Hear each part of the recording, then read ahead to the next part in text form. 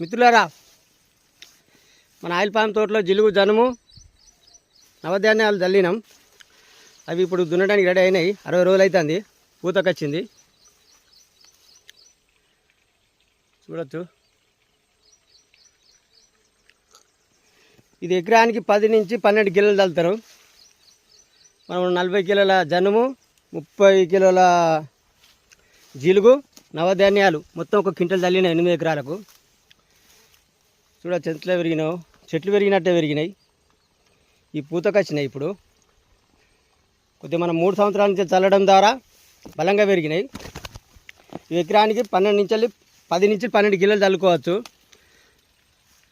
1 ఎకరానికి 10 నుంచి 12 టన్నుల ఈ పచ్చి రొట్టె పైరు మనం దున్నడం ద్వారా వస్తుంది. ఎకరానికి 1 క్వింటలు ఈ పచ్చి రొట్టె ద్వారా జిగాని జనుము కానీ,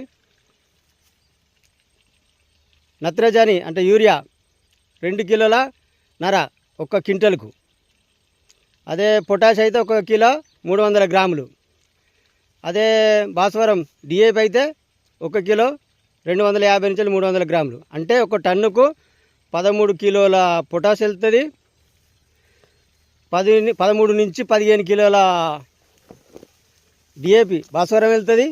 ఫాస్ఫరస్ 20 నుంచి 25 కిలోల నత్రజని వెళ్తుంది. అట్లా మన 1 ఎకరానికి 10 నుంచి 12 టన్నుల పచ్చి రొట్టె వెళ్తుంది. ఇక లెక్కేసుకోవచ్చు మిత్రులు. 1 టన్నుకు 25 కిలోల నత్రజని, 13 కిలోల పొటాష్, 13 కిలోల భాస్వరం. అట్లా మన 1 ఎకరానికి 10 నుంచి 12 టన్నులు అంటే మన 8 ఎకరాలకి ఎన్ని టన్నులు అయితే చూడండి. ఈ బులిపడి పూతకు వచ్చినప్పుడు దున్నడం ద్వారా దీనికి బులిపి ఉంటుంది. చూడొచ్చు, చూపిస్తా.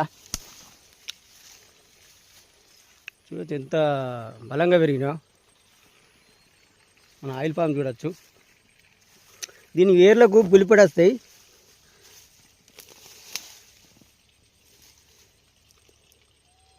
చూడొచ్చు మిత్రులారా, చిన్నగా ఉన్నాయి. ఇది నేలను గుల్లపరుస్తుంది. మనకు సేంద్రియ పదార్థం తయారవుతుంది ఇది దున్నడం ద్వారా, ఇలా దున్నడం ద్వారా. చూడొచ్చు మిత్రులారా, మన ఆయిల్ పామ్ దీనికి యూరియాలు డిఏపిఎలు ఎట్లా ఇచ్చినాయి చూడు గెలలు.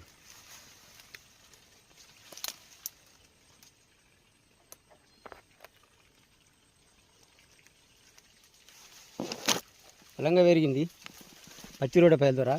చూడొచ్చు హ్యూమస్ ఎట్లున్నదో మన భూమిలో.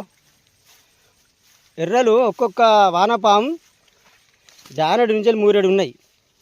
అంత పెద్ద